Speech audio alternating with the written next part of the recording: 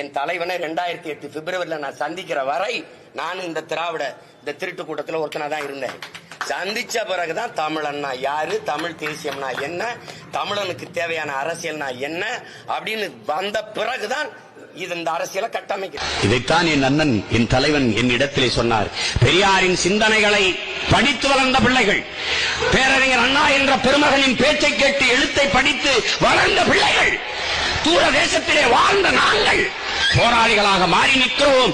பெரியார் என்ற பெருமகனின் நிழலிலே வளர்ந்தவர்கள், அவர் அடிச்சுவடிலே பாதை எடுத்து பயணித்தவர்கள், பேரறிஞர் அண்ணா என்ற பெருமகனின் தம்பிகள், தலைவர்கள்.